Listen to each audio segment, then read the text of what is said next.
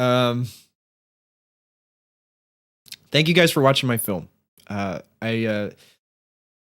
not gonna lie, Panda will tell you, I was super nervous going into this. I've been working on this for the past. Gosh, we started writing in October, so this has been a long time in coming. A lot of missed YouTube videos because more time had to go into cutting and putting this together. But I hope you enjoyed it. Thanks, guys. Seriously, honestly, what made it so magical for me was seeing the chat. Like, I don't think I've ever done a YouTube premiere before, and seeing that was the highlight for me, 100%. To actually see the reactions in real time. So thank you so much for being here. I know I said 4 p.m. for the live, but I figured I might as well just start early. I'm just going to message Quinn right now. Join. It's all very impromptu, so it's kind of casual. Join one of the VCs. Okay, all good.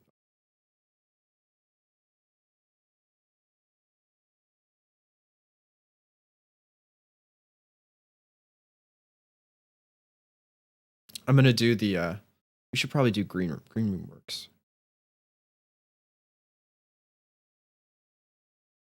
So yeah, I mean, I know maybe some people who come through on the live have not, they don't typically watch my live stream or maybe live streams in general. So this might be a new thing. But my plan right now is to just, talk a little bit about the film. I invited some of the cast and crew to share their experiences and answer some questions. Obviously, like I said, it's last minute, so a lot of people won't be available. But I know Quinn will be in a little bit, so you will get that rolling. I love this. It like kept the chat from the premiere too. Let me see if I refresh this. Just want to check one thing real quick. I want to see if it brings up the new chat. Ah, it does. Okay, awesome. So I'll give Quinn a couple minutes to get ready for that.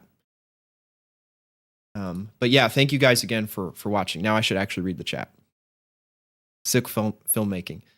Thanks, Chris. So Chris actually got a sneak peek of the film about like a week ago, 2 weeks ago, and it was a little bit different from what he saw. So I actually thought I was done back then. I thought I was done with everything. Initially, there wasn't a credit scene. That intro you see at the beginning where it cuts from my character getting out of the gaming chair and walking into the kitchen. That intro sequence did not exist. And thankfully, the guy who shot the film, Ted, who's an amazing mentor of mine and a truly consummate professional filmmaker, he watched the cut and was like, "Hey, this is really good, but there are lots of things that we can improve here." And filmmaking is one of those things where it's like, okay, yeah, this is great. I could do more, but I'm kind of ready to be done. And both he and Quinn pushed me over that edge of, okay, yeah, it could be done, but can we make it the best we possibly can be? Because this is the first episode in a series, and a lot of this, you guys supporting me right now, is purely based on faith. You might have seen my YouTube content before, but this isn't a proven project, So it's incumbent upon us to make this first thing as good as we can possibly manage. And I already know there are things to improve upon. But again, thank you for coming on this journey with me.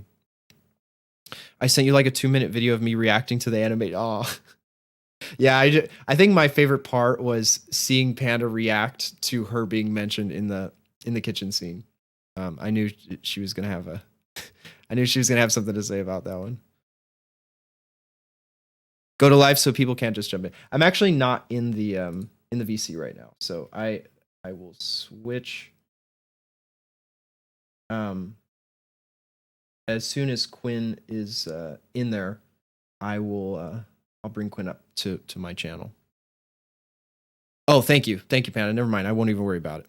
So Quinn, if you're watching right now, whenever you're ready, if you want to jump in, we can get started. I probably won't hear you join because I have streamer mode on, but just pop in anytime. No biggie. The battle scene and ending was awesome. Thank you, thank you. I mean, I love action films, right? I love action. I love fantasy. So really, this whole thing is an excuse for me to make a cool fight scene. And that's why it's really important to have good people working with you. Because if it were up to me, I would just be like, okay, and then this action figure fights this person. It's like, that's not a good story. You know, there has to be more substance to it than just people fighting. So Quinn was really awesome. That Rose was initially not in the scene at all. And it became the driving force for the fight. So thank you, Quinn, for keeping me in check. Thanks, Panda. I'm so glad you didn't show me anything. I got to see it here with everyone. There are lots of times where I was tempted to show more. I mean, it was throughout the release of the different trailers, I strategically wanted to make sure that that nothing was revealed too much. I obviously wanted to showcase some of the fight, the gaming scene, and all of that. But you know, I think it's important to hopefully there's a little bit of shock value in the story when you actually watch it. I'm very happy about my shout out. So that's one of the crucial things, right? Part of the reason I wanted to make this was because, you know, as a streamer, as a live broadcaster, it's really important to find ways to bring value to your audience, whether that be on Twitch or YouTube, TikTok, whatever you use. And I figured my abilities, my expertise was in film. And so beyond having things like channel rewards or things when you go live, I was like, how can I recognize my community in the biggest way possible? And it's like, okay, well, let's write a scene that they're in. Yeah, the people that are actually showing up to the live streams, the ones who are watching all the content and sharing stuff and liking it. I'm like, how do I recognize those people? It's like, okay, well, let's make a movie that involves them in some unique way. So I'm not aware of any other films or scenes that have that in them, but I don't know. Let's see. This felt like a much more finished version than the one you showed me too. Awesome. I'm glad. The color changes add and the titling made it feel more like a real. Yes, it was a lot different before. I mean, it was still more or less the same film, but adding those extra elements was so important. And I have to thank Ted for that, because first off, he came up with the idea, and secondly, he really pushed me to execute on it. So I'm glad I did that. Oh my gosh, we're graced with the presence of St. John Bosco Esports. Thank you. Appreciate it. Best up and coming filmmaker right here was an amazing. Thank you, man. That's awesome. That's awesome. A little quick fun fact. So I believe Tyler is the one running the Bosco account right now. And I've had a lot of struggles personally with trying to be more active on social media. Like I post on my story and things like that. And as some of you are aware, we recently went on a trip to Vegas to document the Valorant team. And Tyler was very, very on top of recording at every possible opportunity. Something that I sometimes struggle with initiative, things like that. You know, I have more of an expertise in the actual process of filmmaking and crafting, but as far as seeing the time to actually like capture something, he's very good about it. So he's inspired me in a lot of ways, and we're very happy to have you as a part of the team. So thank you. I want to see Panda reaction. Take care, Void. Thank you for coming through. Really, really appreciate it. You're awesome. Everyone who watched it, you're amazing. So I can't wait for more. You're truly an inspiration to me. Well, that means a lot. I mean, not to make Panda cry more, but I probably would not have made this project if it weren't for Panda. You know, it's one thing to make a film, but if no one's going to watch it, you know, you don't really have the motivation to push yourself as far as you possibly can when people don't believe in you. And since day one, Panda has just been like, I can't even describe it, just the number one supporter, the biggest fan. And so in my early days starting to stream, I was like, well, how do I have to give back in some way. That's not just shout outs. Like to me, bits and gifted subs, all that stuff you'd get on Twitch, those are all cool, and it's a great way for a streamer to connect with the audience. But I always felt like it had to be more in some way, and I had to take advantage of whatever I had learned to do that. So Panda is a huge driving force in me making this film. It's part of the reason why that kitchen scene exists. I mean, some elements of that actually happen. I was going through a tough time in my life during lockdown, and I remember this sort of Groundhog Day feeling of going to dinner at the same time and just being stuck in a rut. But knowing that I had such an awesome chat, as small as it was, it made all the difference in the world. So thank you for that, Panda. It really means a lot. I found it. Hey, what's up, Fran? How's it going? So Fran helped us with the initial rough cut of the film. Fran is a very talented artist, dancer, draws as well. And well, obviously this is episode 1. I'm going to need a lot of her help going forward when it comes to stuff on set. I have some ideas. Don't know if I'm gonna share them yet because they're not exactly set in stone. There's a lot of things that might change. Speaking of which, shameless plug. I do have a Patreon, so if you want more behind the scenes stuff, I usually share that stuff there. Whatever I can, hold back from sharing on Instagram stories, I'll put there. Specifically for the people who've been supporting it. Because making projects like this is, it's not free. It's very expensive. Making movies is probably one of the more expensive art forms. So, hey, Alex, Liam asks what VC you're joining. So I'm in the live VC right now. If people want, so let's do it this way. People want to ask questions. Just put them in the chat. I'm going to have people who worked on the film in the VC that I can talk to and sort of do like a mini interview style with. And we'll run it that way. Sound good? So once you're in the Discord, Quinn, just make sure you join the green room channel, and then Panda will drag you up to my VC. And Panda, Quinn's name is Quinn D with 2 E's. Yeah. Panda's gonna be in a river in a minute. tell Liam not today. You're awesome. Thanks, Fran. So yeah, if you guys want to ask stuff, the floor is yours. Basically, I can answer them. Quinn can answer them when Quinn gets here, and I'll just be hanging out. I was planning on just doing a normal live stream after this. Just to sort of go back to the thing that really started this whole thing, which is just going live. And I'm sure a lot of you remember this. During 2020, 2021, when we couldn't really go out, well, it was more the first year. We couldn't really go out.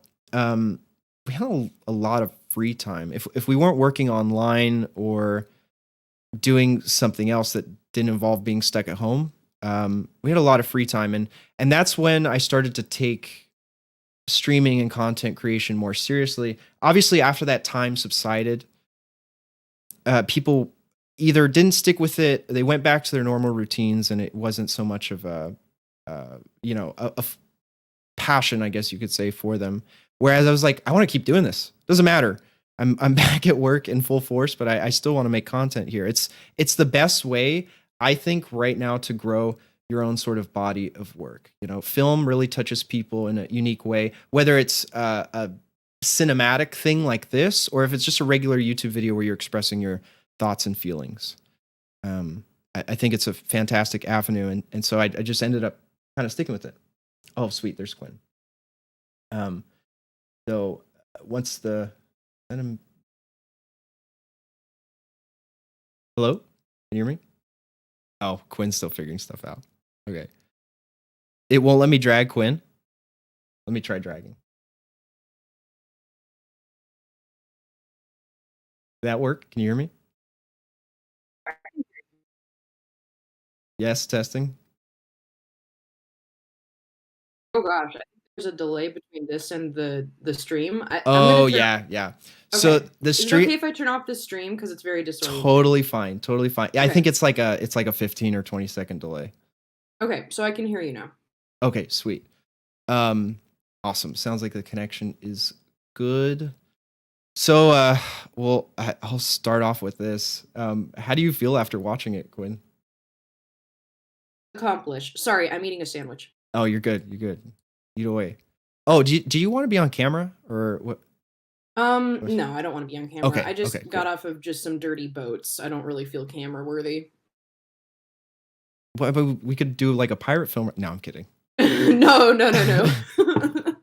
Um, yeah. So I feel that 100%. I feel well. I mean, if I think part of it is because the project took so long to edit. That's why I'm like glad to be done with it. Because keep in mind, guys, like throughout the whole time this post production process has been happening, like I've been coming up with ideas for episodes 2 and 3, those primarily. And so I'm like, I can't do them until I get this done. It feels almost like an anchor, if you will. No pun intended. Exactly.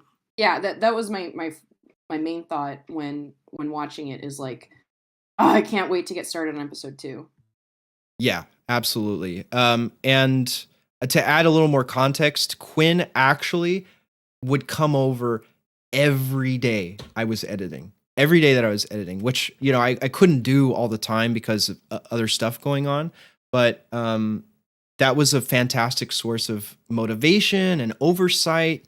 It's easy to get wrapped up in what you think looks cool. And then to have someone constantly come over your shoulder and go, no, no, no, no, that needs to be adjusted, that needs to be changed, was just, I mean, super important. So thank you, Quinn, for not only directing the film, but also, I mean, really sort of producing everything in post. Sure. It was exhausting watching you work so hard. Yeah, no. Trust me, I was exhausted work. There were some days where it's like, why am I still sitting in this chair doing this? Um, but For yeah, this, for this moment. for this one, and now it's over. No, I'm kidding. Um, but yeah, if anyone has any questions, just leave them in chat. Quinn or myself can answer them. And I don't know if we have any other cast or crew in chat, but if you are, make sure to say hi or something. I know it's kind of a weird time to do a premiere. It's 3:30, so people are still at work and stuff. Well, I want to ask you this, Quinn. What are you most excited about in regards to episode 2? Paintball. The paintball. Yeah. Okay. Is that a spoiler? I don't know. No, not really. Not really. That's kind of a main scene. Okay. Well, I'll tell you that's the thing I'm most nervous about making. So, for you guys that don't know, we went big with episode 1 doing a scene in the warehouse. Like initially we had a free location, but it was kind of sketchy. And both Quinn and Ted were like, yeah, we shouldn't do it here, especially with swords, and we could get the police called or something like that. So that was our big scene, was shooting in a warehouse. But in episode 2, we want to shoot on an entire paintball field. For those of you that know me, I used to play pretty consistently on a team, and that's an important aspect of my life that actually wasn't even my suggestion. Quinn suggested it because Quinn's a genius. It's like, if it's about you, you might as well do that, right? Duh. I just wanted to feature all your passions, since this is your series, your semi-autobiographical series. I'm just waiting for the comment where someone's like, it's inspired by a true story, and there's literal like Yoru demons with swords and Venetian masks. Like, what is based on a true story about this? Someone comes in and like, wait, so are demons real? Yeah. Yeah, they were in my bathroom while I was live. Trust, it actually happened. Every single time. This is actually real footage. Props to the cameraman who was able to capture it all. It's such a good turnout, my friend. Yeah, I have to say I'm really, really grateful for everyone who came and watched it. It's just like everyone popping in. Oh, Mama Rome's in chat. Hi, Mom. How's it going? Panda said, I got to tell Quinn that I love the film. I am happy, Panda. So, Quinn, you have a serious fan on your hands. Oh, yay! Thank you so much for tuning in and watching with us. I'm very very happy that you guys had a good time. Yeah. So for those of you who don't know, uh, my mom in the film is my mom in real life. All right. That was actually her acting debut. Kind of. Yeah, So she went method with it by giving birth to Alex. so she started prepping for this role almost 29 years ago. That's how committed. She like crossed her fingers and I hope this kid makes a movie one day. Oh, insane. Yeah, that was her first time with any lines speaking in a film. She has done extra work or background work for some pretty major uh like Netflix productions, Amazon Prime and stuff, but she's never had an interest necessarily in acting in front of the camera like I do. And so I made her do it. She did great, I thought. Um I wouldn't have missed it for the world. She's laughing in chat. Love you, mom. Thank you. And I was telling this to her on the phone earlier. Like it's, you know, it's really, it takes a lot of time and it takes money to make a production of this caliber.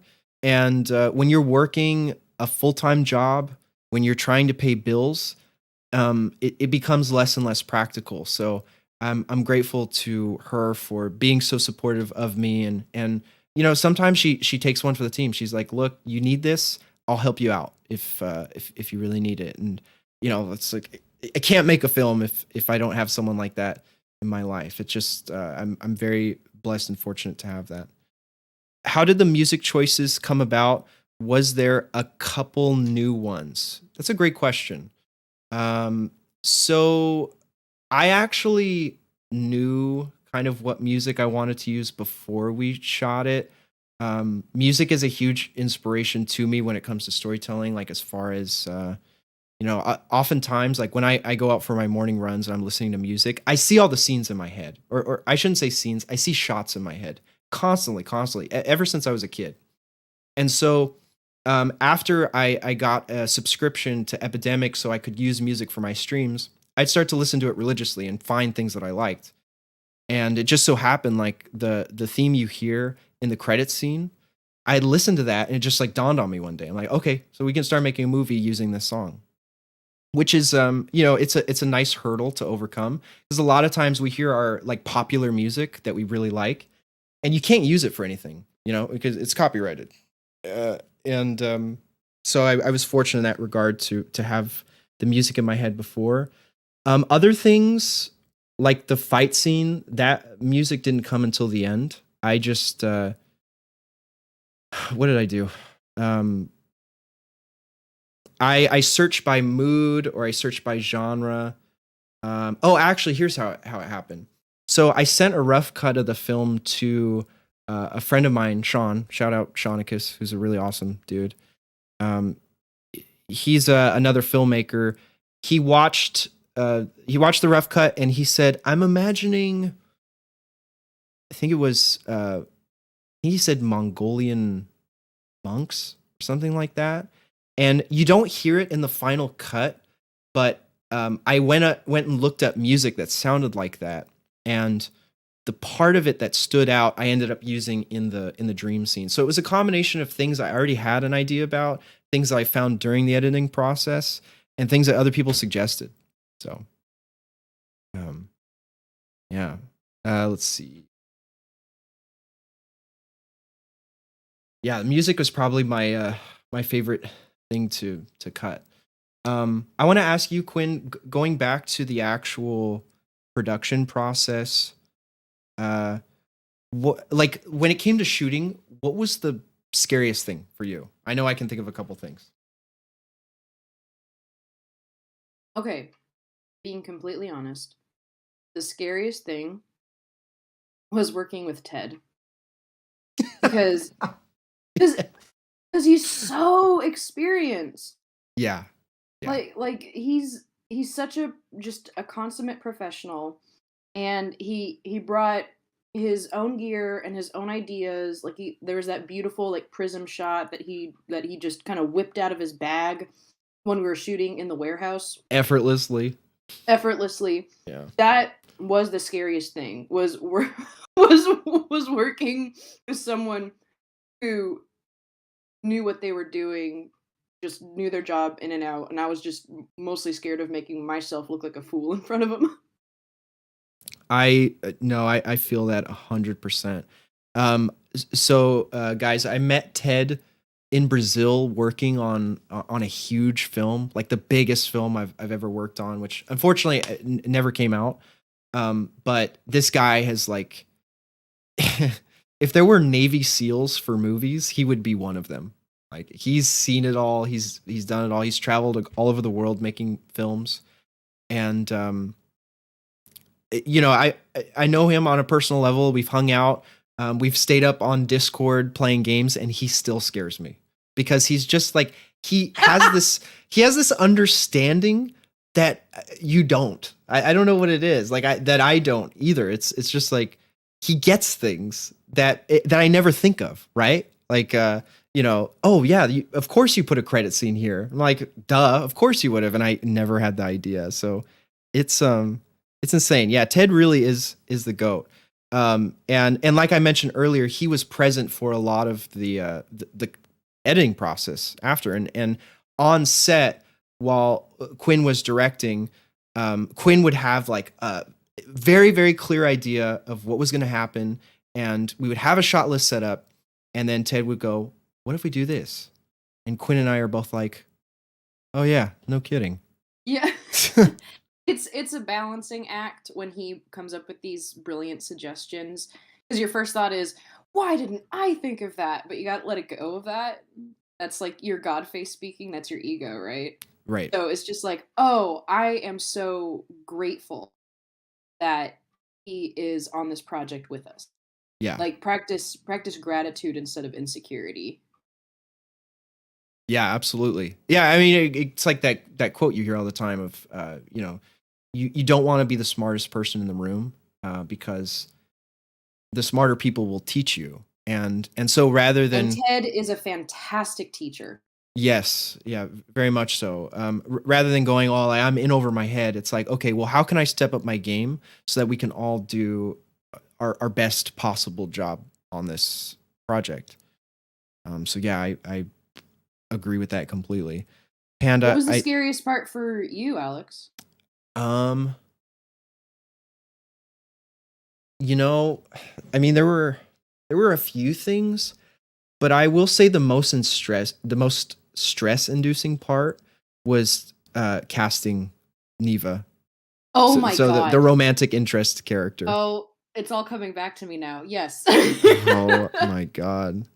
That I no exaggeration went through probably over 1,000 actresses. Like put out a submission for people to audition, and you know, I got some responses, I got some tapes, made decisions actually, and just never And followed up. the first website that you used had a lethal flaw in it where people weren't seeing messages until Oh like yeah, 2 weeks after the fact. I mean, that put a big damper in things. that was yeah. It would send out a blast to potential actors, and some of them weren't getting it until after we'd started shooting. Like it was crazy that was an issue on a casting website. So there was that. I was also going through and individually finding people. But you know, a lot of times they don't respond. I mean, if they don't see that you have something or some work, then there's no reason for them to believe that you're legit. It's kind of odd to reach out like that, which thankfully we now have a film, so it's not so strange. Uh, but I think the scariest part of that particular thing was we had an actress the day we were going to shoot, and she just never replied. Like sent in measurements and everything the day before, and then on shoot they just wasn't there. So it was like, okay, we got to find someone. Like everyone is coming to film this today. So for me, that was the most stressful for sure. I really would have thought you were going to say when I was getting attacked with swords, but no, it was it was casting. You know, the sword, like the fighting scene was actually a lot more strenuous than I thought it was going to be. Mainly Physically, mainly because the swords are so freaking heavy. Like I did not think they were going to be that heavy. your They're hands like were, if I recall, your hands were shaking at the end of the day I from think just gripping the sword for so long. everything was shaking at the end of the day. Like all of us were. Also the oh god, I can't think of the name right now. What's the thing on the sword that protects your hands? The crossguard? The I was thinking of a fancy name, but yeah, crossguard's perfect. The crossguard has super sharp edges, so you get like paper cuts if you rub your hand against it the wrong way. Or there was a point where Shane and I were like our swords were locked, and we called cut, and I pulled the sword away too fast, and the crossguard like cut his hand. I remember that. The yeah, so I think all three of us were bleeding at some point. My costume was super warm. I feel bad for Abby. Her Mhm. face is covered the whole time. But thankfully, Austin, I don't know if Austin's in the chat. He was one of our production assistants, and he was bringing me water probably every 3 takes. 'Cause I was dying. I was dying during that fight scene. I think it turned out pretty great. I do too. If there was anything, I actually would have liked it to be longer, but I know Ted was like, it was fine the way it was. And thank I God for think Wayne. And Wayne oh my too. god, Wayne, yeah, Wayne streamlined the whole thing. I think that turned out very, very well, because that was the first fight scene I have ever had to direct in 10 years of filmmaking. Quick round Like of applause for Quaid. I mean, a lot of credit goes to Wayne, of course, because he's the coordinator. Because I'm off to the side going like, okay, you're angry, you want the rose, and Wayne is like, okay, so this is how that translates into a sword swing. Yeah. And we actually didn't bring Wayne on until probably maybe like 3 days before we shot that scene, which again was Ted's suggestion to bring on a choreographer. I initially choreographed everything and like it was okay. In fact, a lot of the final moves are based on the original choreography that Wayne just like simplified a little Yeah. bit because we're not trained. I mean, we have had stunt training, but not to the degree of like someone who does fight films all the time. So I was definitely in over my head trying to do that by myself. I'm glad he was there. To what degree would you say? Thank you, Chris, for the questions. By the way, these are awesome. What degree would you say the music underscoring dictated transitions in the film? Dictated transitions. I'd say the big transitions between scenes were already pre-planned out because they required cuts on action, which means that we had to have similar motions between different shots in different places, but that mirrored each other. Like Alex sitting up in bed, grabbing his stomach, Rome standing in the middle of this field, grabbing his stomach. Like transitions like that need to be planned out beforehand. However, um, cuts on the beat. Alex, how many times would you say you use the music to help guide cuts on the beat? Well, definitely a lot making the trailers, that's for sure. Oh, absolutely. As far as the actual film cuts on beat. Well, I have to preface this a little because I learned a lot from making this. I had to watch a bunch of tutorials how to actually edit a good film. That's part of the reason why it took so long. But it was less the music on beats that was underscoring transitions as it was sound effects. And I'm realizing now that I have an ear for it.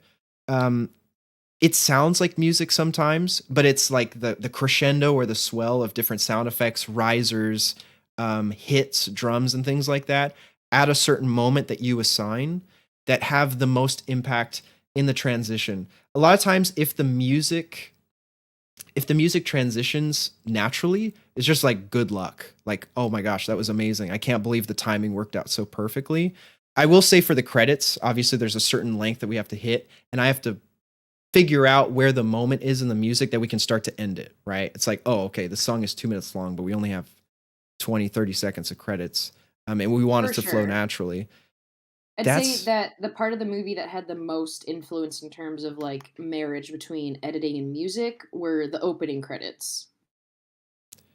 'Cause you Yes, were, yeah, like, yeah. cutting and Yeah, oh, yeah, fading, you're right, like, beats 100%. and every half beats, Yeah. like, that was very much guided by the track that you select. That's true, that's true, I didn't even realize that. In fact, I kinda took a what'd you call it? A play out of TikTok's playbook, so there's a lot of, there's a lot of videos that involve a certain tempo, or I should say a certain pitch or speed to the music, and then when the meme or the mood of the video changes, it slows down or speeds up to represent a change, and I was like, I mean, that I enjoy that, so I'm just gonna put that here. We go from slow transition of leaving, the text starts to appear, and then boom, we're in the sort of mural or art that represents the intro of the film. So that's actually a really great catch, Quinn.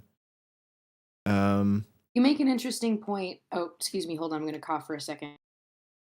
Okay, I muted myself so you that's didn't a have to pro hear. Anyway, pro so gamer move right there. so you made an interesting point talking about how you took a page out of TikTok's playbook for, like, slowing down the track to emphasize a change in mood. This film is unique in that it is very much influenced by internet editing techniques. Like, you do a lot of, like, jump cuts and punch ins that, like, I recognize from your highlight videos on your YouTube channel that you wouldn't normally see in your average film, and to me, it makes it feel more alive and, uh, I mean, you guys tell me, I feel, like, more familiar because it is a look that you've established with your gaming videos. I was very hesitant to go that route initially. I saw it during the first pass of editing as like a quick fix for moments where I didn't want it to be a jump cut, but I wanted it to be the same shot with the same reaction, and so punching in kind of hides the cuts. But I just remembered, yeah, this is YouTube, and we're following most of the rules and conventions of filmmaking. I don't think this will be too much of an offense if we try this, and you watched it, Quinn, Ted watched it, and it seemed like it was okay. So I'm glad we could do something a little different. We didn't have to go completely down the traditional film template route, as it were. Uh, I'd call it a bilingual film in that we were marrying cinematic language to internet language in terms of yeah, visuals.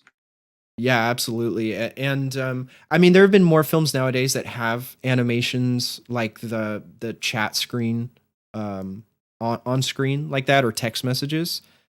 But that's something that I want to keep exploring more and improving the quality of. Shout out to Nubia; she was the one who put all of that together.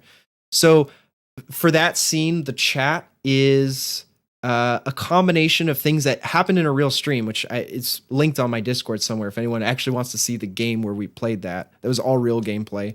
Um, there were some issues with how it looked in the original version, so I brought Nubia on board and I said, "Hey, this is what everyone said. I'd like to add some extra things. Can you make a version of it that I can just import transparent and place it wherever I want in the film?" And she was like, "Yeah, sure, we can do that." That was part of the last leg of our editing process. Shout out Ted's camera battery that fell into the river. R.I.P. Yeah, that bridge scene where we're outside. We unfortunately lost a battery. It was replaced, but that was yeah. There were some. We had a little bit of apprehension filming in that area at first because there's a lot of foot traffic. Mhm. But we made it where also that scene was a little challenging to do sound editing for because it was kind of windy and there was a little bit of traffic. But I learned how to clean up audio as best I could for that. I think it turned out great. Oh, Rome That Zeus. was that was one of those scenes that you really had to build from, like, the ground up in terms of sound design, Uh-huh. was the bridge scene outside of dialogue, like, the sound of, like, the running stream and the birds singing and the rising chorus and just making this two-dimensional image three-dimensional by Yeah. adding this sound design. That oh my god, I think you did a really, really good job in that and also in the warehouse. Like, everything in the warehouse is essentially post sound. Yeah, because do you remember, Alex? There was a room next to the warehouse where a mariachi band was filming a music video. I should do So another cut of the film where we keep that. if you did the audio that we recorded, you would have heard like "Burr, burr, burr, burr, burr, burr, burr," in the background. The whole fight scene, guys, the whole The whole fight, that was like you would hear the sound of swords clashing and you would hear mariachi playing over it, like echoing through the building. It was pretty great.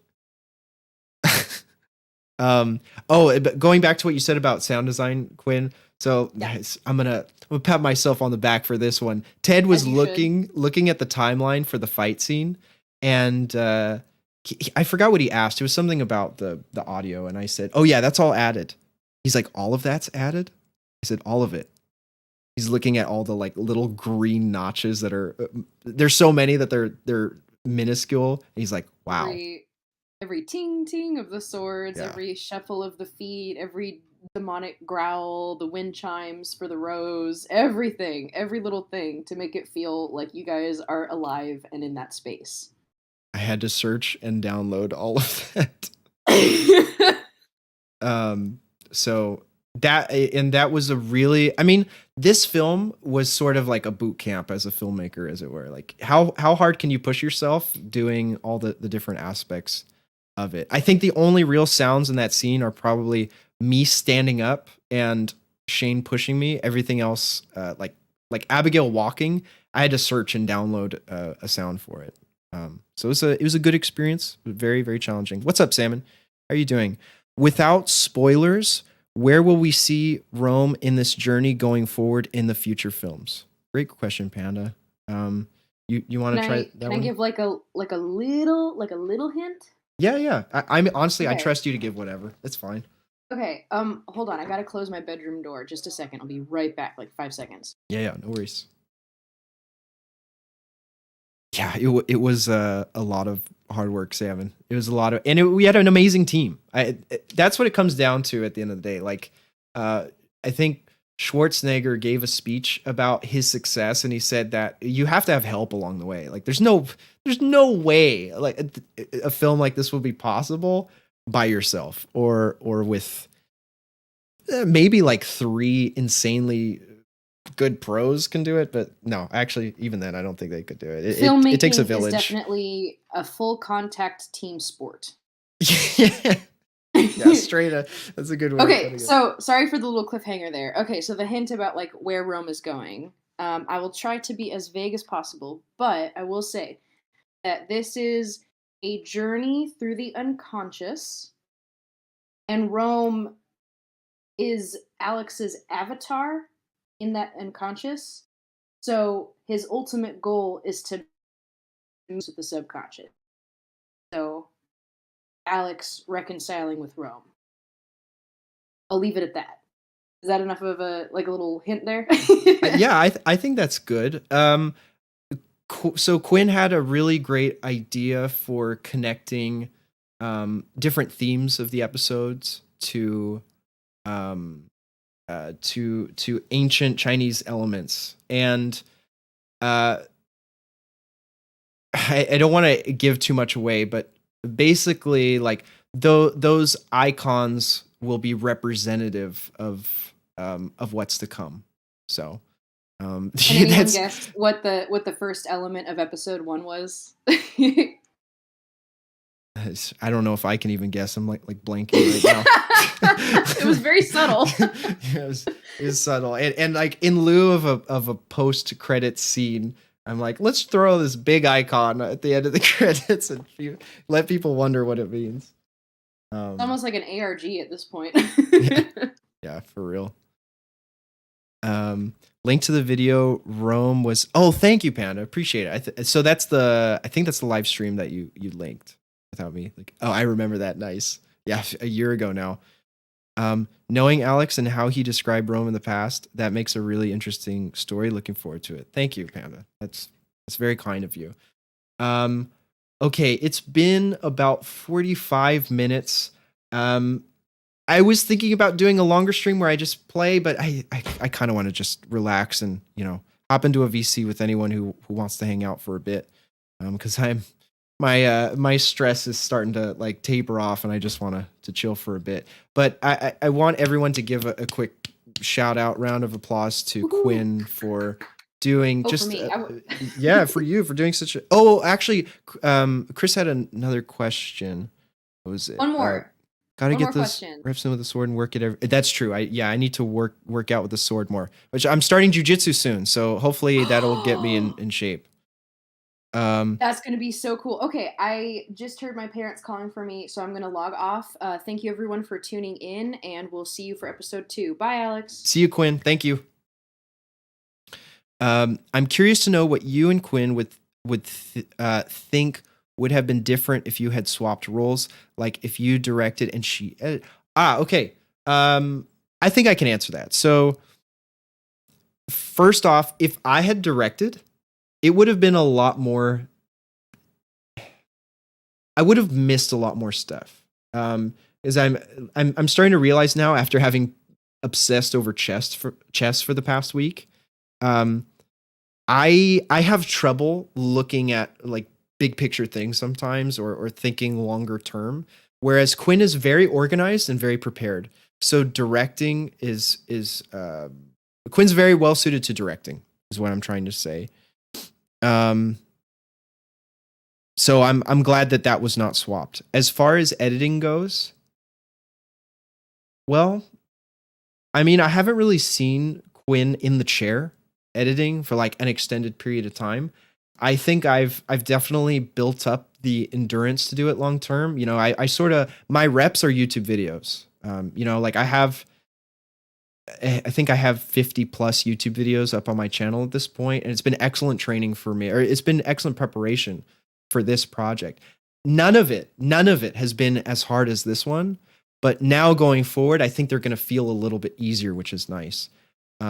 So I'm glad I put it together. It would have been great to have like someone more knowledgeable than me, like a real pro, put this together. Because again, Ted was in Discord with me, going, "Okay, you can go to the color page. You can do this. You can do that. You can add all these things I had no idea about. You know, I had to watch tutorials to do them."